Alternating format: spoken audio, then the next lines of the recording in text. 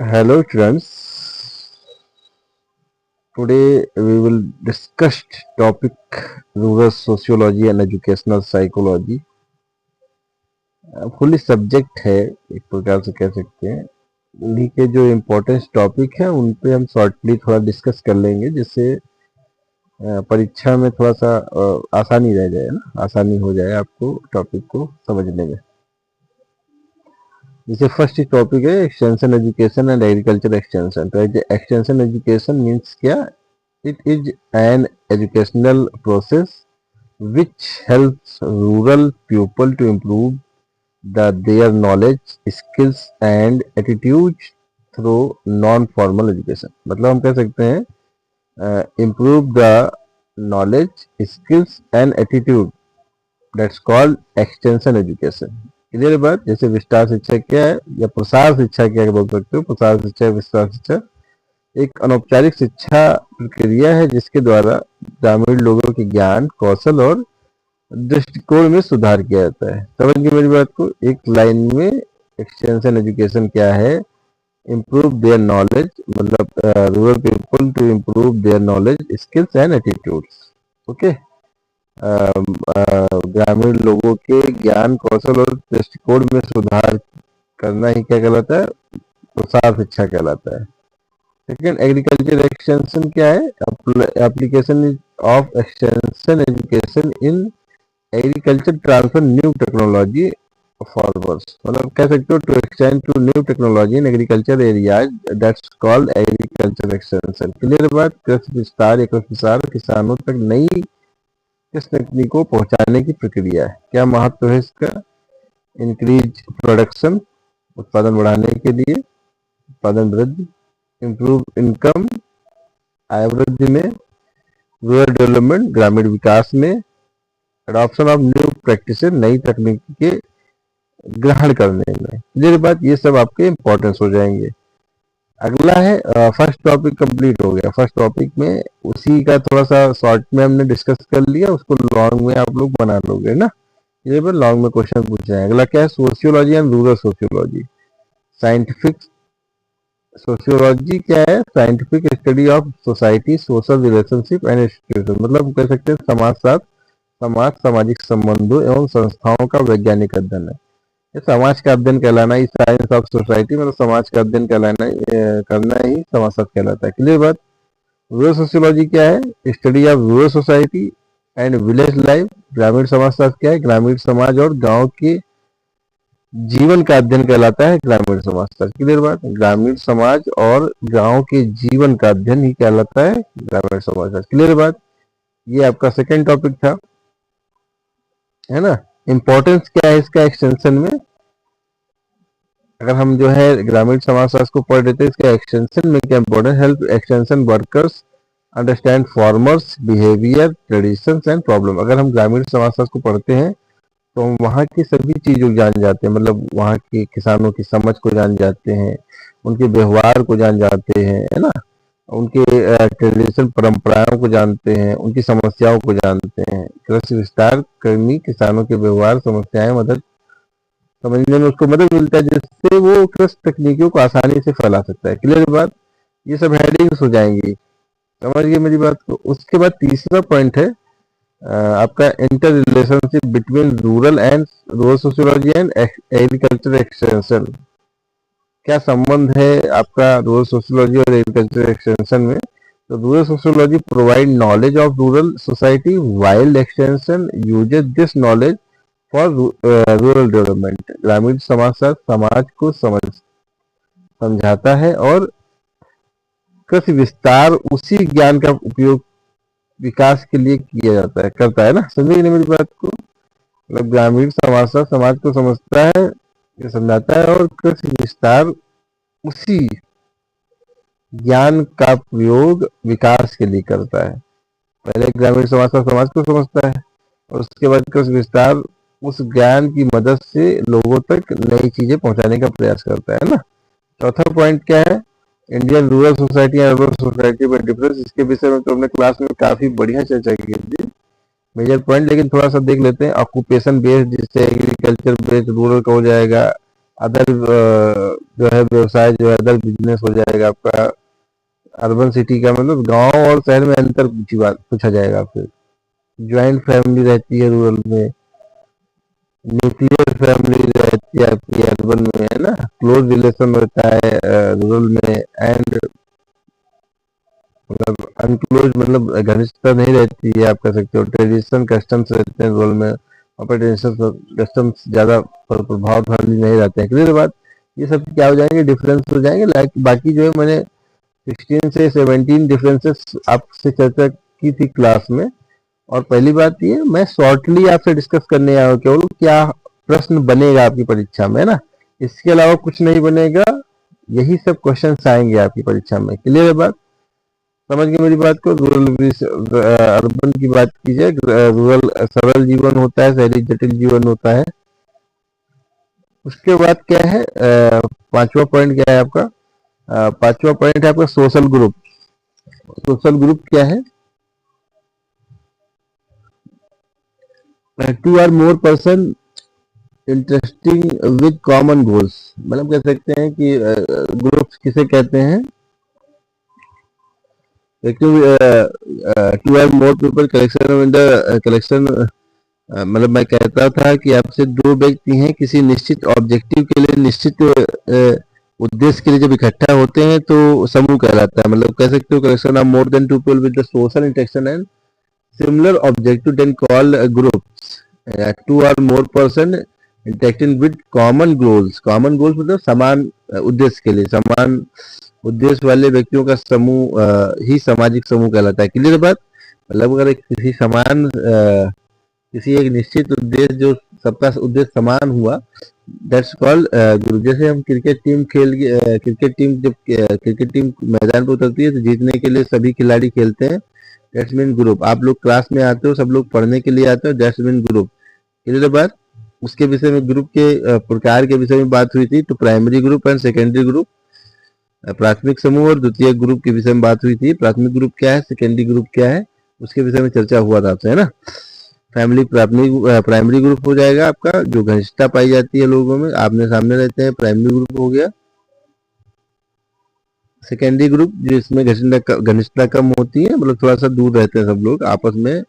कोई लखनऊ से BJP party का या सपा पार्टी का या कांग्रेस पार्टी का सपोर्ट कर रहा है, कोई जो है रायबरेली से सपोर्ट कर रहा है, that's called secondary group. Clear है बात, समझ गए। निश्चित उद्देश्य सबका, सपा को जिताना, कोई यहाँ से सपोर्ट कर रहा है, कोई यहाँ से सपोर्ट कर रहा है, कोई यहाँ सपोर्ट कर रहा है। क्लियर है बात।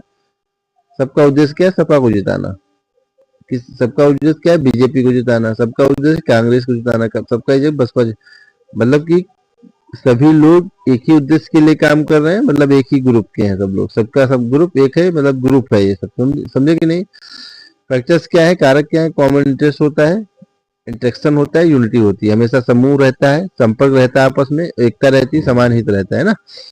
अगला क्या है, 6 number, role of social groups in agriculture extension. अगर हम बात करें कि क्या रोल है, क्या भूमिका है सोशल ग्रुप की एग्रीकल्चर एक्सटेंशन में, तो इजी कम्युनिकेशन हो जाता है आपका, इजी कम्युनिकेशन हो जाता है, ग्रुप लर्निंग अच्छी हो जाती है, हमें ग्रुप को सीखने का मौका मिल जाता है अच्छी तरीके। क्विक अडॉप्शन टेक्नोलॉजी अच्छी मतलब जो है जल्दी एडॉप्शन टेक्नोलॉजी रिसीव हो जाती है। कलेक्टिव डिसीजन हो जाता है, डिसीजन को करने में आसानी होती है, समूह के माध्यम से सीखना और अपनाना आसान होता है ना। उसके बाद social stratification, 7 point, division of society into layers based on status. मतलब समाज का विभिन्न स्तरों में विभाजन स्तरीकरण कहलाता है। हम स्तरों में बांट देते हैं समाज को, दैट्स कॉल्ड स्ट्रेटिफिकेशन, है ना। इसके बाद कास्ट के आधार पर बांट देते हैं, कोई नीचा कोई ऊपर, क्लास के आधार पर, मतलब क्लास क्या है उसका, क्लास मतलब ओपन क्लास है, बेस्ड ऑन अचीवमेंट क्लास है। मतलब क्लास का मतलब एक प्रकार से क्लास का सिस्टम बर्थ से नहीं है। क्लास का मतलब समाज में उसका वर्ग क्या है, वो अमीर के वर्ग में आ रहा है, मध्यम वर्ग में आ रहा है, या गरीब वर्ग आ रहा है। मतलब एक प्रकार से उसकी इनकम से है ना। इनकम के आधार पर किसी की इनकम अधिक है तो उसे उच्च स्तर का माना गया, किसी की कम है तो उसे निम्न स्तर का माना गया। किसी की एजुकेशन के आधार पर किसी का उच्च एजुकेशन है, उच्च स्तर पर का निम्न, कोई अनपढ़ है तो उससे निम्न स्तर का माना गया। हमने लिंग के आधार पर बताया था कि महिला है तो कम स्तर नीचा माना गया, पुरुष है तो अधिक स्तर माना गया। तो स्तरीय स्ट्रेटिफिकेशन का मतलब समाज में लोगों को स्तरों में बांटना है, स्तरों में विभाजन करना है। क्लियर बात, ये हम जान चुके हैं, ये हम चर्चा कर चुके थे आपसे। दूसरा सामाजिक व्यवस्था बनाए रखता है, ये सामाजिक व्यवस्थाओं को बनाए रखता है। तो उसके बाद class system and caste system अभी चर्चा हुई थी। क्लास सिस्टम क्या है? ओपन होता है, बेस्ड ऑन अचीवमेंट, क्या आपको मिला है, खुली योग्य मतलब खुली और योग्यता पर आधारित होता है। क्लियर बात, ज्यादा एजुकेटेड हो तो उच्च वर्ग में हो, कम एजुकेटेड हो निम्न वर्ग में। क्लियर बात। क्लास सिस्टम मतलब ये खुद कमाता है व्यक्ति अपना, खुद समाज में रहेगा। कास्ट सिस्टम क्या है? कास्ट सिस्टम जो होता है क्लोज होता है, बस पेज होता है। यहाँ जन्म से ही व्यक्ति को पता चल जाता है उसके कास्ट में आया है ना। कास्ट सिस्टम जन्म से हो लगता है, और क्लास सिस्टम जो होता है वो आप यहाँ पर कमाते हुए प्रकार से कह सकते हो ना। अगला क्या है? Culture and culture concept, two way of life of cycle. Culture लोगों के जीवन की पद्धति, लोग कैसे रहते हैं, कैसे जीते हैं, कैसे खाते हैं, कैसे पीते हैं, दैट्स कॉल्ड कल्चर कह सकते हो। कस्टम्स क्या है? ट्रेडिशन का गाइड बिहेवियर ऑफ फार्मर्स, किसानों के व्यवहार को दिशा देते हैं customs and tradition. Role of extension planning suitable programs. Clear बात, योजनाएं बनाने में सहायक हैं culture and custom and tradition. अगला क्या है? Social value and attitude. Social value ideas of good and bad, सामाजिक मूल्य अच्छा और बुरा का विचार है। आपका सामाजिक मूल्य क्या है? कोई व्यक्ति आपको किस मूल्य का समझता है, आपका क्या लोगों की नजरों में मूल्य है, अच्छा है बुरा है, वो सामाजिक मूल्य। क्लियर बात। एटीट्यूड क्या है? एक किसी व्यक्ति का दृष्टिकोण, मनोवृत्ति, पॉजिटिव या निगेटिव फीलिंग, सकारात्मक या नकारात्मक भावना एटीट्यूड कहलाता है। किसी व्यक्ति का जो दृष्टिकोण है, किसी उसका विचार है किसी के पर्सन के प्रति सकारात्मक या नकारात्मक, that's called attitude. Attitude not a bad word, very good word. Clear है बात। उसके बाद role, role affects adoption of technology, तकनीकी अपनाने को प्रभावित करता है एटीट्यूड वगैरह, है ना। सोशल इंस्टीट्यूशन अगला नेक्स्ट टॉपिक है। सोशल इंस्टीट्यूशन सामाजिक संस्थाएं, एस्टेब्लिश्ड पैटर्न्स ऑफ बिहेवियर, सामाजिक संस्थाएं समाज द्वारा स्वीकृत व्यवस्थाएं हैं। Major role of institution family, religion, education. आपके यहाँ जो है जो ग्रामीण क्षेत्र में जो संस्थाएं चल रही वो परिवार है, धर्म है, शिक्षा है। क्लियर बात। रोल सपोर्ट एक्सटेंशन एक्टिविटीज, विस्तार कार्यों को समर्थन करती है सब चीजें,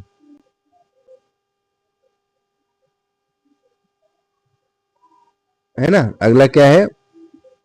social organization, organized groups form achieve goals, उद्देश्य प्राप्त करने के लिए बना संगठित समूह ही आपका संगठन कहलाता है ना। कोऑपरेटिव, जैसे कोऑपरेटिव सहकारी समितियां आपके यहाँ, स्वयं सहायता समूह, ये सब क्या है? ऑर्गेनाइजेशन है। अगला क्या है? Social control methods of regulate individual behaviour, व्यवहार को नियंत्रित करने की प्रक्रिया ही सोशल कंट्रोल कहलाता है।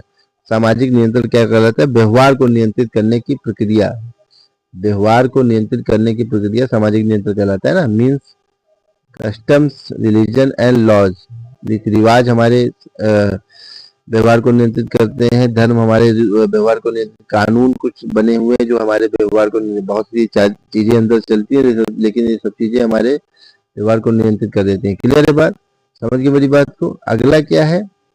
Social change, changes rural social structure over time, समाज समय के साथ सामाजिक संरचना में परिवर्तन ही सामाजिक परिवर्तन कहलाता है। क्लियर बात।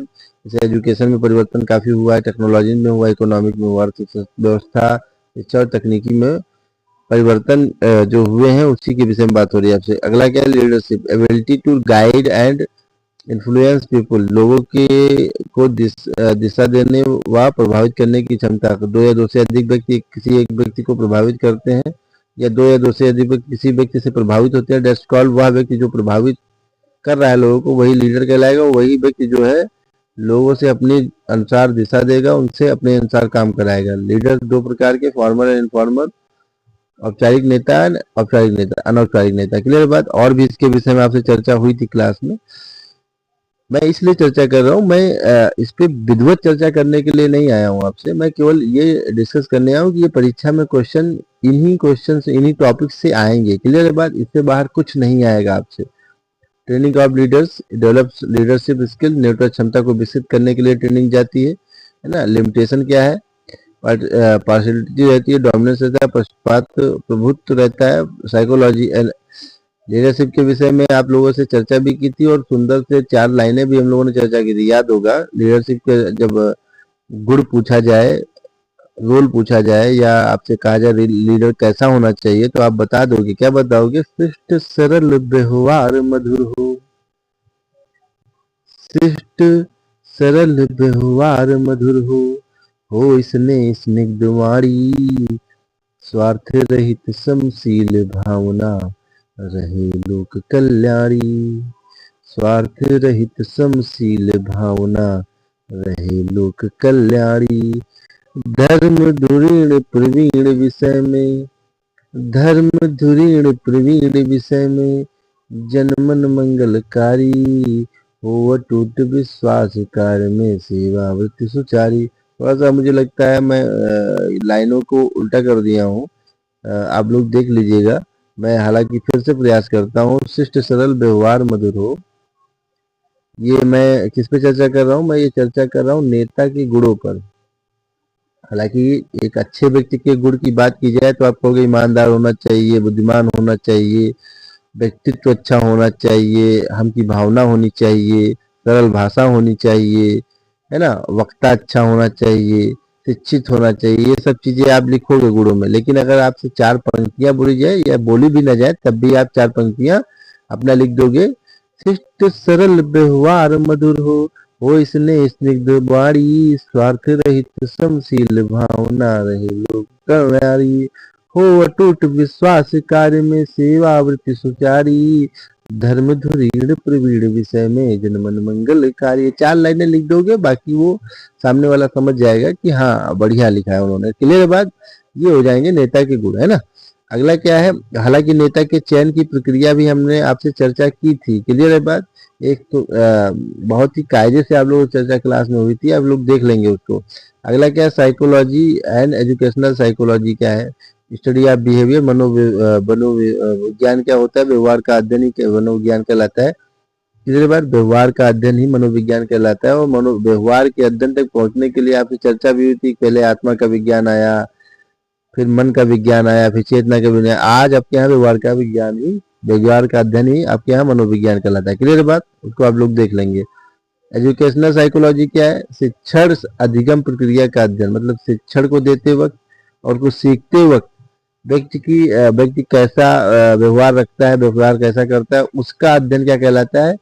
शैक्षणिक मनोविज्ञान कहलाता है। क्लियर बात? कोई शिक्षा ले रहा है, उस समय उसका व्यवहार कैसा है, और कोई शिक्षा दे रहा है, उस समय उसका व्यवहार कैसा है, इसको अध्ययन करना ही शैक्षणिक मनोविज्ञान कहलाता है। क्लियर बात? स्कोप क्या है शैक्षणिक मनोविज्ञान का? देखो, learner studies intelligent personality attitude and abilities, बुद्धिमत्ता, व्यक्तित्व, दृष्टिकोण एवं क्षमता का अध्ययन ही पहला स्कोप हो गया। दूसरा क्या है? Learning process, how learning takes place, factor affecting learning, सीखने की प्रक्रिया उसे प्रभावित करने वाले कारक दूसरा हो गया। क्लियर बात?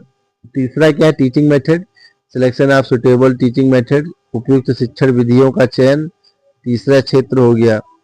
क्लियर बात? इसको डिस्क्राइब भी करोगे। इंडिविजुअल डिफरेंस, व्यक्तिगत भिन्नताएं होती हैं आपस में।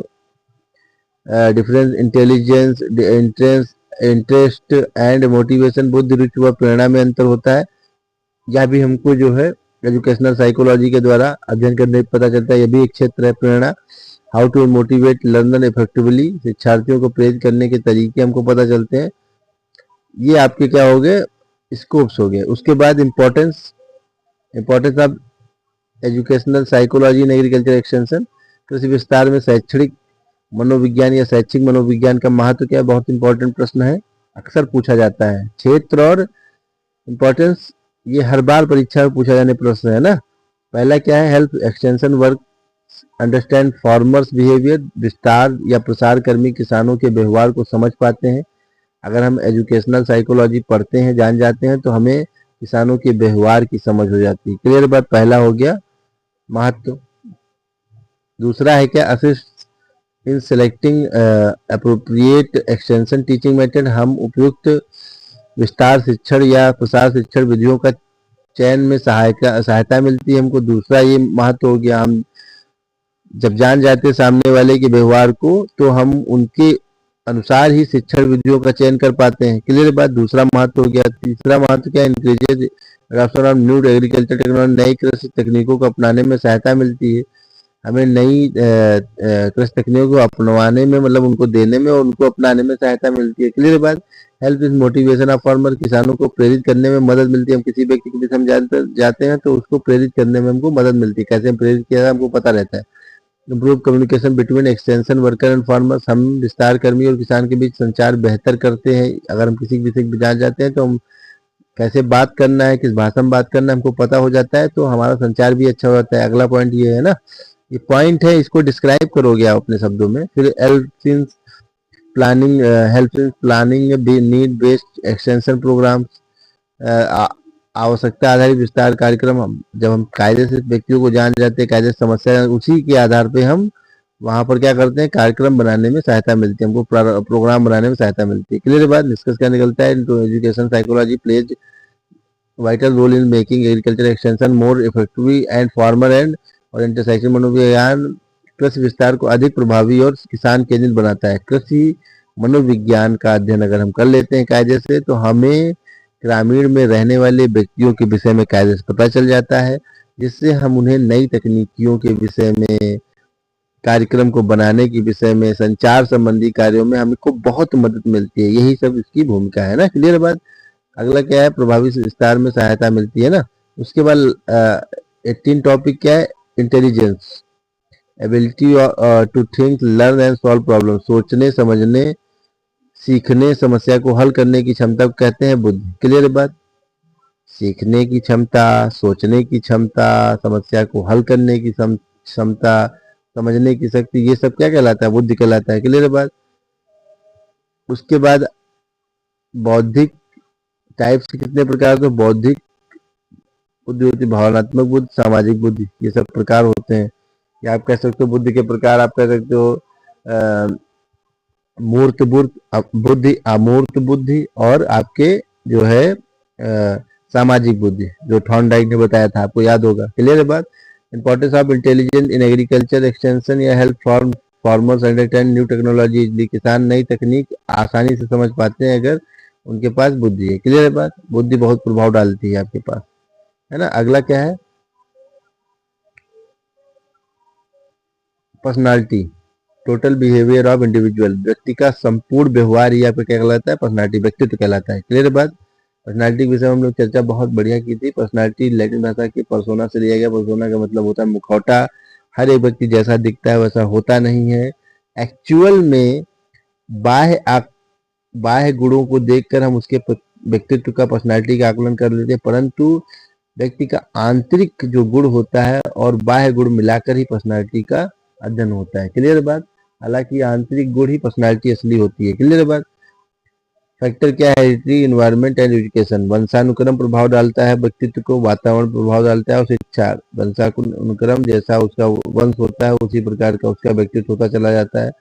जिस प्रकार के वातावरण में रहता है उसी प्रकार का उसका व्यक्तित्व हो जाता है। जिस प्रकार की शिक्षा रहती है उसी प्रकार का उसका व्यक्तित्व रहता है। क्लियर बात। ये हो गया उसका, क्या हो गया, फैक्टर्स हो गए, कारक हो गए। हालांकि बहुत कायदे से हम लोग चर्चा की थी, है ना। उसके बाद teaching learning process, interaction between teacher and learner. शिक्षक व शिक्षार्थियों के बीच परस्पर क्रिया है। शिक्षक और सीखने वालों के बीच एक परस्पर क्रिया है। क्या आपका teaching learning process. Teaching learning process situation कब बनती है, teacher centred learning situation, learner centre, है ना। जब टीचिंग सिचुएशन बनेगी तो टीचर सेंटर में आ जाएगा। क्लियर है बात। Teacher, learner, syllabus, equipments, physical, भौतिक वातावरण जो भी आपको बनवाया था चित्र के माध्यम से, वो चीज अगर लर्निंग सिचुएशन क्या है, लर्नर सेंटर में आ जाएगा। क्लियर है बात। शिक्षक है तो शिक्षक के द्वारा अधिगम विद्यार्थी।